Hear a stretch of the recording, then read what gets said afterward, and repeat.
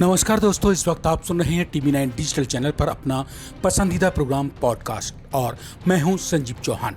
दुनिया भर के उलझे हुए तमाम किस्सों में से एक किस्से की अंदर की कहानी के साथ नाटो, अमेरिका और ब्रिटेन के उकसावे में आकर युद्ध मैदान में कूद पड़ने वाले रूस और यूक्रेन को खूनी जंग में जूझते हुए सोमवार यानी 28 मार्च 2022 को 34वां दिन भी गुजर गया। इन 34 दिनों में हजारों बेकसूर बेमौत मार डाले गए, लाखों यूक्रेनवासी बेघर-बार हो गए। इन 34 दिनों में इस सब बर्बादी और तबाही के बाद भी दुनिया के सुपर पावर हमलावर रूस यूक्रेन को कब्जाने में नाकाम रहा है, जबकि यूक्रेन रूस को हरा पाने में नाकाम रहा है।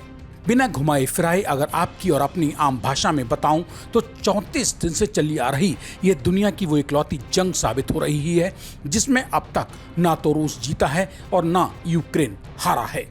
ऐसे में सवाल ये है कि आखिर तब फिर 34 दिन से चली आ रही खूनी जंग में रूस और यूक्रेन ने हासिल क्या किया। दोनों पक्षों को मिली हैं लाशें, बेकसूरों की बद्दुआएं और दुनिया जहान को देखने के लिए वो जंग जिसकी तबाही का मंजर हमारी आपकी आने वाली पीढ़ियां सदियों तक नहीं भूल सकेंगी। रूस और यूक्रेन की जंग में जख्म हासिल करने वाले लोगों के जख्मों को आने वाला वक्त आइंदा जब जब मरहम लगाने की कोशिश करेगा तब वे सूखने के बजाय और ज्यादा रिसने लगेंगे। रूस और यूक्रेन के बीच चल रही जंग भले ही विश्व युद्ध ना हो, मगर आज के वक्त में ये जंग किसी विश्व युद्ध से कम आंकना भी बेईमानी होगा। इस जंग को अगर दूसरे विश्व युद्ध की विनाशकारी परछाई कहूं तो भी गलत नहीं होगा। वो जंग जिसने एक खुशहाल देश को शमशान कब्रिस्तान में तब्दील कर डाला हो। ऐसा क्यों हुआ? इस सवाल के जवाब में जिम्मेदारी का ठीकरा किसी एक के सिर फोड़कर हम अपनी जिम्मेदारी से पीछा नहीं छुड़ा सकते हैं। दरअसल इस बेवजह की खूनी जंग में सब जिम्मेदार हैं। अमेरिका ने दुनिया पर अपनी चौधराहट का दबदबा बरकरार रखने के लालच में षड्यंत्र रचा। इस षड्यंत्र को ब्रिटेन और नाटो देशों ने मिलकर मजबूती प्रदान की।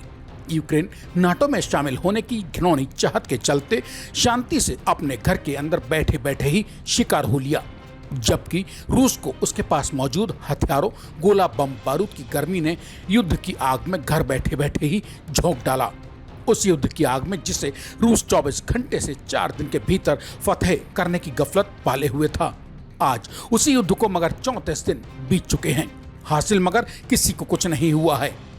अमेरिका, ब्रिटेन और नाटो अपने अपने आंगन में बैठे ताली बजा रहे हैं। रूस अपना लाव लश्कर उस जंग में बेवजह ही झोंक कर बर्बाद हो रहा है जिस जंग से उसे कोई लाभ नहीं होने वाला, जबकि यूक्रेन तबाही का काला इतिहास खुद अपने ही हाथों अपने ही कलम से लिखने में जुटा है। इस बीच जंग को रोके जाने की हर समझौता वार्ता बेईमान साबित हुई। किसी भी समझौता वार्ता का असर ना तो रूस के ऊपर हुआ ना ही यूक्रेन के ऊपर।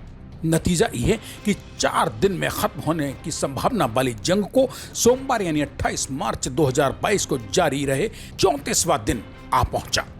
रूस से सीधे टकराकर बर्बाद होने के बजाय अमेरिका ने यूक्रेन को युद्ध की आग में झोंक दिया ताकि रूस आर्थिक और सैन्य स्तर पर तबाह हो सके, जबकि यूक्रेन के दिल में अमेरिका ने उसके नाटो में शामिल होने की हसरत को हवा देकर आग में घी डालने से भी खतरनाक षड्यंत्र रच डाला। मतलब इस जंग में हाल फिलहाल तो अगर बर्बाद हो रहे हैं तो केवल रूस और यूक्रेन ही। अमेरिका, नाटो या ब्रिटेन या फिर रूस के किसी भी अन्य दुश्मन देश का बाल भी बांका नहीं हुआ है। भले ही रूस के डर के चलते उन सबको चूहे की मानिंद अपने अपने बिलों में ही गर्दन छिपाकर क्यों ना रहना पड़ रहा हो। रूस के विरोधी देशों में इतनी कुव्वत भी कभी नहीं हुई कि वे सीधे रूस से मुकाबले के लिए जंग मैदान में कूदकर ताल ठोक पाते। लिहाजा रूस के दुश्मनों ने यूक्रेन को लाक्षागृह बनाकर उसमें छिड़ी जंग की आग में रूस को झोंक दिया। अब नाटो हो या फिर अमेरिका या ब्रिटेन, रूस के बम गोला बारूद के मारे होश फाख्ता होने वाले इन देशों ने खुद को ताली बजाकर तमाशा देखने वालों की तरह रूस और यूक्रेन की सीमाओं पर खड़ा कर रखा है। इसका नमूना है रूसी हमले से चारों ओर से घिरा यूक्रेन अपनी जान बचाने को 15 दिन से नाटो और अमेरिका के सामने बिलबिला गिड़गिड़ा बिलख रहा है कि नाटो अपनी आसमानी सीमाओं को नो फ्लाई जोन घोषित करें। यूक्रेन के इस करुण क्रंदन के बाद भी मगर नाटो देशों के मुखियाओं के कान पर जू नहीं रेंगी है। उन्हें तो यूक्रेन को रूस के सामने जंग में कुदवाने भर तक का वास्ता था, जो नाटो देशों ने अमेरिका के उकसावे में आकर कर ही डाला। आज युद्ध मैदान में यूक्रेन अपनी जान बचाने को बीते 34 दिनों से जूझ रहा है, लावारिसों की मानंद, जबकि रूस किसी शिकारी भेड़िए की तरह हर हाल में यूक्रेन के खून का प्यासा होकर लम्हा लम्हा यूक्रेन के ऊपर बाज की तरह टूटा हुआ है। ऐसे में एक बार फिर सवाल वही कि 34 दिन जिस वाहियात की जंग को होते हुए बीत चुके हैं, आगे ये जंग जब खत्म भी होगी तो आखिर किस मुकाम पर और कब, यह कहना हाल फिलहाल बेहद मुश्किल है। जंग रुकने पर रूस और यूक्रेन जब अपने अपने गृहवानों में झांक कर देखेंगे तो उन्हें क्या हासिल हुआ होगा, यह सब कुछ भी दुनिया के सामने मौजूद है। आज नहीं तो कल आने वाले वक्त में कहीं ऐसा ना हो कि रूस और यूक्रेन एक दूसरे से कह रहे हों कि ना मैं जीता और ना तुम हारे, हम तो बेबस लाचार पड़ोसी हैं नाटो, ब्रिटेन और अमेरिका के मारे। इसी के साथ अब मुझे यानी अपने दोस्त संजीव चौहान को दीजिए इजाजत, मेरे लौट कर आने का कीजिए इंतजार। तब तक के लिए नमस्कार। और हाँ, अपने मन की बात टीवी 9 डिजिटल चैनल को सब्सक्राइब करके कमेंट बॉक्स में बताना मत भूल जाइए।